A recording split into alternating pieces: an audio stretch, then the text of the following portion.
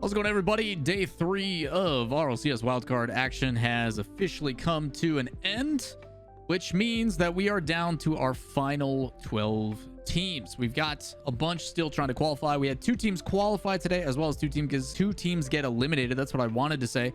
Today's we're going to break down 3 things. We're going to try to do this as quickly as possible. Matches that went down today. We're going to talk about who plays tomorrow, who's gone home, and who's progressed. So that said, we're going to jump straight into the first match of the schedule.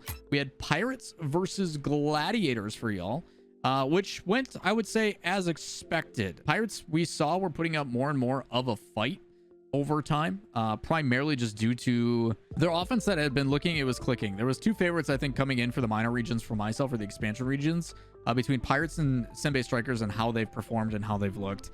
And the Strikers, even against early looks against, I think it was V1, they had some pretty solid moments. So I expected them to do a little bit better. Also on the other side for Gladiators, unfortunately for them, they are using a sub, which I will say Commutator still played extremely well. A lot of people have been talking about how he's only GC1.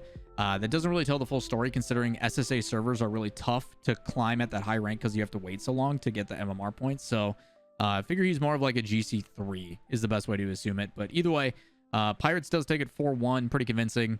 But the matches themselves were actually somewhat close, I would say. Like, it's not completely one-sided as many would like to think, but I mean, again, looking at score lines and stuff, there's a lot of 1-goal games. There's an OT in there even, so they put up a fight. Zero shutouts, which is awesome to see. On the B stream, we had Renegades versus Team Secret. This is a 1-1 match, so these teams either progress one step away from getting into qualification status, or they go down and then they're at elimination. So it's a tough spot to be. It is in favor of Renegades, though. Renegades ends up coming out strong against Team Secret, showing, but Team Secret shuts them out, actually. They keep them down 0-2, and then eventually Renegades adjust well. The first game looked a little bit iffy. Team Secret was super aggressive, and eventually came down to the fact that I think Renegades understood about the pacing of the game. They needed to not play so aggressively and fall into the hands of Team Secret. I say that, but 3 overtimes, all 1-goal games but 2. The 4th game was 3-1 in favor of Renegades, but like, it was nuts. Kami started hitting some pretty nice shots as well. A couple good fakes, good changes of pace overall, but Renegades shoring up their offense, showing that the experience definitely plays through. So Secret does drop down right now. Secret is going to find themselves in elimination at 1-2. While on the other side, Renegades is now 2-1, putting themselves a match point.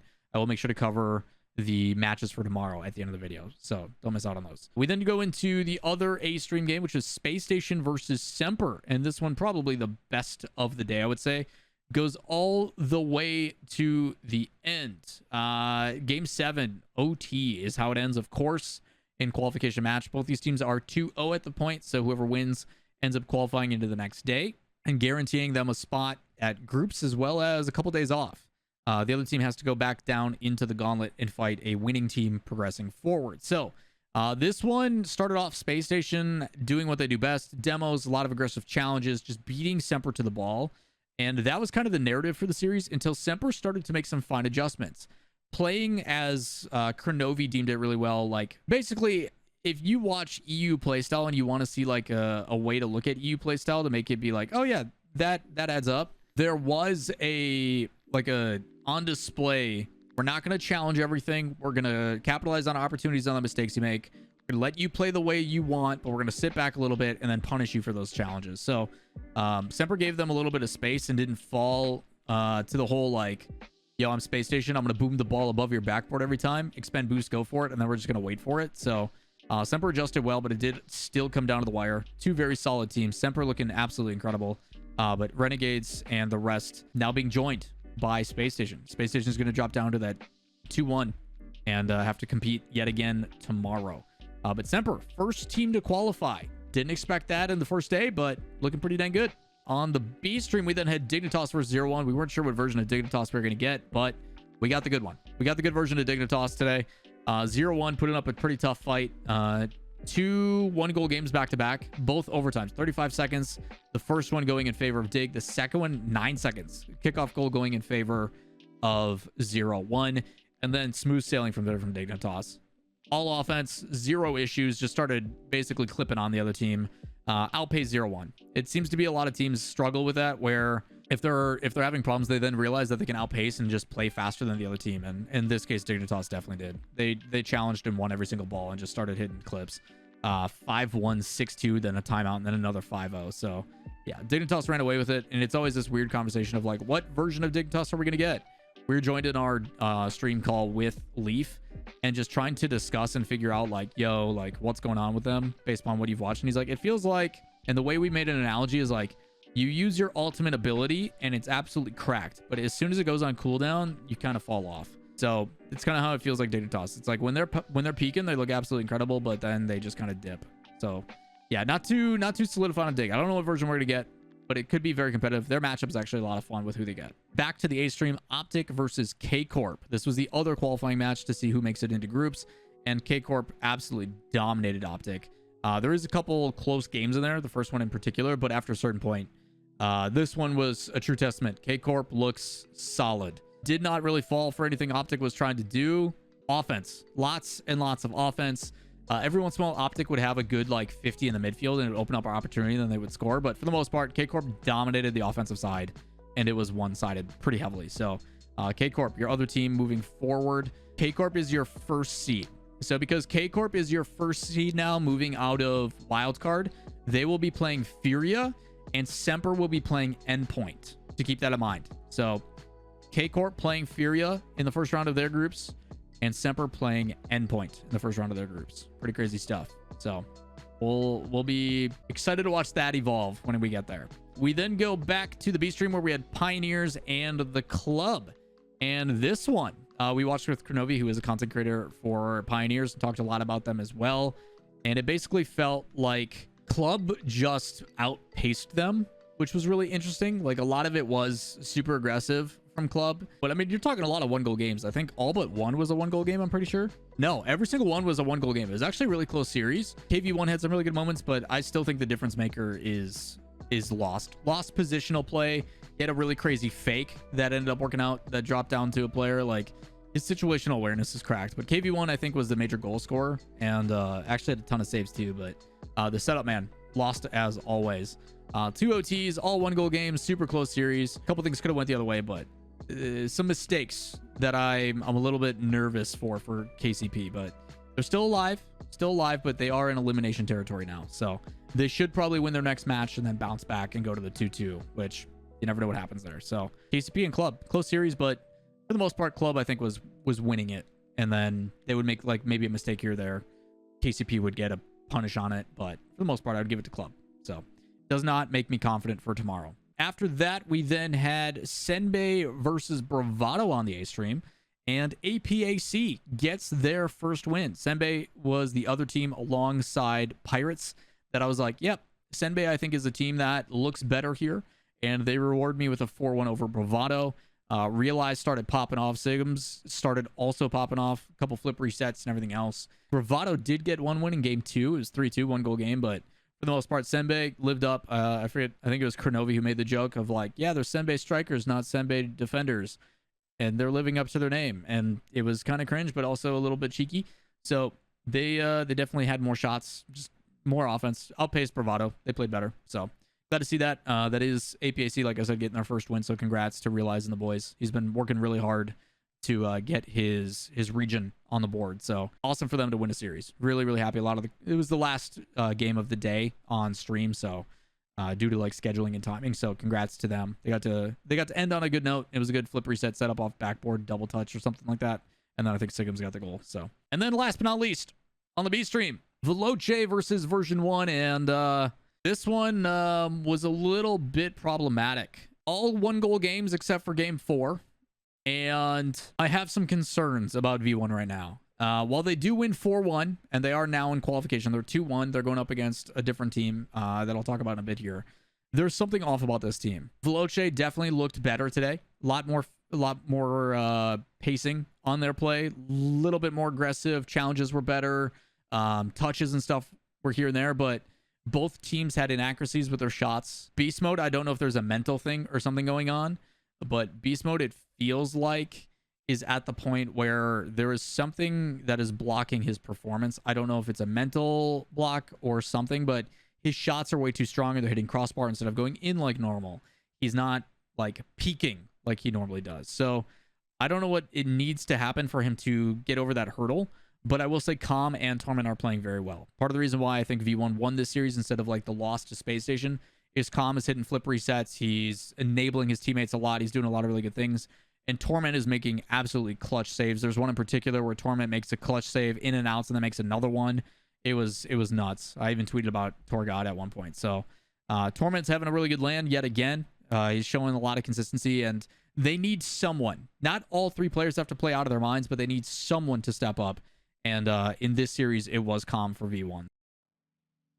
Hey everybody, Lawler again. We are now on part 2 of the video. I made a big whoopsies where I didn't realize that I didn't need to record at the end of the day of 3. So now this is like part 2, day 4. So day 4 wildcards just wrapped up. We had some pretty crazy stuff go down. Before I start any of this, I want to give massive congratulations to the title of this video, which is Arsenal. The guy is sick. He's throwing up blood and it's still playing on stage. Absolute legend. I can't imagine what he's going through and then still having to compete for World Championship and try to qualify. It is insanity. So massive congratulations to him and his results and what he was able to put through. We're going to recap the 9 matches. We're going to go rapid fire through these because they are pretty straightforward, I would say. For most of them, I did pretty solid on my predictions. And even got my gutsy call one right. So that's always a feels good man. Wild card, day 4, 9 matches, 6 on the mainstream, 3 on the secondary stream, because they want to do qualifications. On the mainstream, first was 0-1 Esports versus Senbei Strikers. And while Realize and the guys are looking good and they got their first win, so congratulations to them yesterday, they did fall apart and 0-1 does clutch up. Their offense just a little bit better. So to be expected, I would assume. So congrats to 0-1 in their performance. Happy with them. There was a very close series, 3-2, 4-3, 4-1, and then 3-0 as 0-1 did clutch out. But Senbei sent home and 0-1 stays alive. On the B stream was Pioneers versus Pirates. Another low-seeded match. This is also elimination match, and Kansas City Pioneers, the better team. Although Pirates, just like Senbei, were putting up a fight. Pirates actually put up a much better fight here. 4-3 OT, 6-2. 1-0 in favor of Pirates. They do take an individual game, and then 4-2, 5-1. I'm very excited for SSA and APAC in the future. You're already talking both of these regions getting wins in their first World Championship, the first season they get to actually compete in officially in the RLCS. And it makes me very excited for the depth and the experiences that they have and progressing those back, better land performances and everything else. So Kansas City Pioneers just a better solidified team, a little bit faster, a little bit more mechanical, to be expected. On the other side, then we had Team Secret versus Veloce, and Team Secret versus Veloce is the last elimination match, and Team Secret again outperforming Veloce here by a lot. Almost a perfect sweep. Veloce held to only 1 goal in a 4-0. It was 3-1, 1-0, 1-0, 2-0. So a couple close 1-goal games, and I was pretty surprised. I got my prediction right on this one because Team Secret has been playing better, I would say, overall, and a little bit more competitive. While Veloce, they played a struggling V1 yesterday, which I talked about in like part 1, and still didn't win. So Team Secret, in my opinion, was performing better, and it kind of showed there. I was really surprised that Falcons is that much further ahead, and I'm curious as to why like the Veloces, the 0-1s and stuff, didn't perform as well, because we've seen them capable of beating such a dominant Falcons team. So I honestly will say I'm a little bit let down just because my expectations of Veloce were so high, and that's not to discredit their performance. They still played extremely well and kept it really close. Their offense is still extremely threatening. They're also going with like different roster iterations on the days, I'm pretty sure. At one point they used Impressive, and then the last 2 days they used Twiz, I'm pretty sure. So having an essential 4-man roster that they can plug and play at any given time did, I think, made a good difference, but Secret knew what to expect, and they played it very well. Very well. So they progressed forward. So 0-1 KCP Team Secret have progressed and are still alive. And then the first match of the day in our high seed, which is the teams that are 2-1, are now competing to qualify, which was Optic versus Renegades. I've been spending a lot of time with Renegades this past week, so I voted with my heart, and it was rewarded. Renegades does end up beating Optic Gaimin. Optic goes up and is up by 2-1 in the series. It was 2-1, 3-2, 4-2 on the first 3 games, and then all 1-goal games, all 2-1 score lines with an overtime, and Renegades is just able to hold out. I think they got really used to the playstyle that Optic was trying to bring and stopped falling susceptible for their midfield challenges and working in a few more demos. Also, Kami just not afraid to take risks. That's the biggest thing that was good about Renegades here. One play in particular, Kami literally drives up the backboard, demo or bumps somebody, and then still adjusts, passes it back down, and sets up a goal. So impressive stuff from them. Really happy with their results. But Renegades does qualify top 16 into groups. And CJ's reaction, there's a video of them like all hugging at the end, and you can just see it in his face. As much as I like CJ on the desk, it's awesome to see him still competing and performing the way he is. Congratulations to them. Up next, this is where the big factor comes in. Reddles and Arsenal and Daniel still playing well, but they do get swept by Dignitas. You can tell that Arsenal here is not feeling well. He even tweeted about it and everything else, but we'll talk more about that story in a sec here. But Arsenal has been throwing up blood. He's been sick, under the weather, and it makes a big difference. He kind of looks lost on the field, and I feel for him. But Dignitas, with that said, also puts up a super valiant effort. I was questioned about Dignitas because they get swept by Optic, and I'm like, I don't know how to feel, but this is a Dignitas I think that is like a world contender, top 8 potential if they keep playing like this. Passes are clean, applying pressure, scrubs moving up, not overlapping, not afraid to take some space for themselves. And even still, with Space Station keeping it 1-goal games, except for the last one where Dignitas ran away with it. One of the best series of the day, by far. Absolutely incredible. So, love this series, even though it's a 4-0. Would recommend going back and watching because it is quite good. After that, we then got Space Station and Dignitas. Like I said, we had version 1 in the club. Another qualification match, the club, who also went very close, against Space Station. And they also played a really good series against Kansas City Pioneers. I was a little bit worried for V1 in this one, and rightfully so. Club starts 2-1. It's 3-0, then 4-3 for V1, and then 1-0 for the club. V1 does make some adjustments, and they end up working out quite well. They win an OT, and then 2-0 the next game, shutting them out in both. Game 5 of this series was the first time that I actually saw V1 look like a team, able to play the game and not be hesitant to everything and not be passive. There's times where I've been watching version 1 where they will get into position early. They see the ball traveling across, and then they just don't challenge it. They just let it go. And then they get beat, and then they have no pressure, and now they're out of position with minimal boost.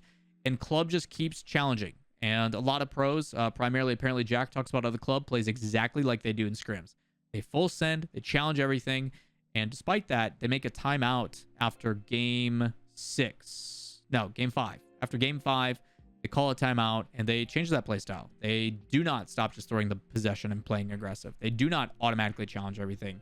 And it provides a much closer series. V1's got to fight for it, but they do win at 0 seconds. Beast mode clutches up after beast mode looks like he's been lacking confidence, I would say, in himself. Like, he had to prove it to himself, but Ice in the Veins closes it out, and they do win. And V1 headquarters rejoices. So V1 does move on 3-1. They are the number 1 seed. They're the number 1 seed over Dignitas for the 3-1 teams.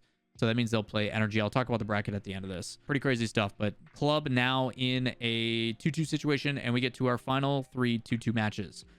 First was Optic Team Secret. Next was Club 0-1, and the one after that was Space Station KCP. Gonna go through these quick because we've already seen them, and I think they're pretty one-sided.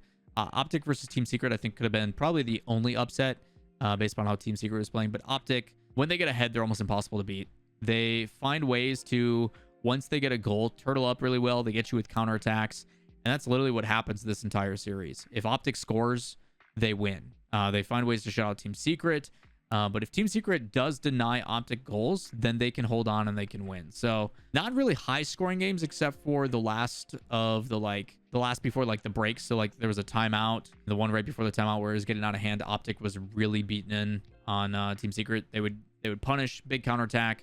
And that's that lead. Team Secret was down. They realized that they had to make something up for it. They would get over aggressive. Optics just waiting for it. They drop it down off of a 50, and then it's a big clear on an open net. And it happened too many times. Team Secret did make a timeout, though, after going down 0-3. I think they should have probably called one a little bit earlier, but I can understand if you're only losing by 1 goal and you're only getting shut out. It's like, hey, we just got to score our chances. You know, we gotta put these shots away. But I think they probably should have called a little bit earlier for momentum purposes. But the timeout does help. They win 1-0 and then 2-0. And then Optic calls a timeout, and they reset, and they come back 4-0. So congrats to Optic. Club versus 0-1. I figured Club was going to win this based upon their performances, but all of a sudden 0-1 comes out, wins 2-0 in the first game. I'm like, oh, okay. And then Club, Spaceman sweeps. They come out, they keep playing their aggressive game. They were a little bit passive in the first game, a little bit tentative, but finally playing their playstyle. Aggressive, challenge everything. All 1-goal games, other than that first game. 2-1, 1-0, 1-0, 1-0, even with the timeout. 0-1, definitely putting up a better performance, but the Club definitely controlled that game for a majority of it, even with the 1-goal score lines. And then we get to our last game of the day, Space Station and Kansas City Pioneers, which crowd performing quite well, cheering for both teams, having a good time. This one is a nail biter for 2 reasons. Number 1, Arsenal is literally like running to the bathroom in between games and like trying not to throw up or whatever's going on. Chrome had to sit in at one point, it looked like. This one was pretty tough because I knew Space Station was going to win, and even though Pioneers was putting up a fight, I still felt bad because if like the reason that Space Station lost was due to Arsenal being sick, it kind of like diminishes it on both sides, even though Kansas City Pioneers is a phenomenal team. This one came down to Pioneers getting overwhelmed, a lot of pressure. Daniel obviously stepping up where he could, but the pass plays, the shooting, the accuracy, a lot of the shots from Space Station on point, and it actually makes me very scared for other teams with if Arsenal is feeling better going into group stage, because they do 4-1. There was 1 OT. The very last game, game 5, 4.5 minutes of OT, and it ends. The ball goes over to the left wall. Arsenal takes it and hits a nasty double touch. Almost a really clutch save on that back wall, but Arsenal literally speed run, world record, 0%, bathroom off stage, whatever the memes were. I felt so bad for him, but I'm glad he was able to be the one to double touch despite that circumstance. I literally tweeted out that absolute legend if he's going to be the one to put the game away. It's unbelievable pushing through that and what it means and everything. And a lot of credit to the team for what they did. Also, Pioneers, so close. One of those teams that I think was going to be in the 2-2 and a potential to make top 16, but they do get eliminated here, which then brings us to our final bracket of who's playing who. So let's take a peek over at that in the group stage. In Group A, we've got Moist versus Space Station. Space Station, because of the game differential, is the last seed. So they're playing the first seed. You've got Endpoint Semper. Semper's been looking incredible. BDS Renegades. Who knows what we're going to get out of BDS. Energy V1. I know V1's been saying they're excited because it's a familiar opponent. And historically, they've been doing pretty good. I assume we'll go to 7. It'll be a nail biter as always. In Group B, you got G2 Optic, Furia K Corp, FaZe the Club, and Falcons Dignitas. Group B looking spicy. Very, very scary. This one could also be scary depending on what we get out of BDS and everything else. And maybe Energy comes in and claps back too. So those are your 2 groups. That's what we've got for the next stage. With that said, in tomorrow's video, I will be doing a specific breakdown detailing how all the teams got there, why the teams are in the certain spots, all that kind of stuff, and providing my predictions for the group stage, all in tomorrow's video. And then we got more recaps and stuff coming back there. So appreciate you guys. This was a super long recap because it was 2 days in one. Hopefully enjoyed it. Also, massive thank you to Wojtek, the editor, for putting these and splicing these together over 2 days with different shirts and all that kind of stuff. So that is going to do it for today's video. I appreciate you all taking the time. I gotta go pack and get ready because one, the new tracks for Mario Kart just came out, so I gotta play those. And I also need to get ready to go to Texas because I'm leaving tomorrow morning. So again, I appreciate you all. Thank you all so much for the support. If you enjoyed the content, consider giving a like, leaving comments, questions, comments, concerns down below, hitting subscribe and turning on notifications. It does help me out greatly. We're so close to 50k subs, and it's all because of you guys. So with that said, it's gonna do it for today's video. We will see you in Texas. Peace.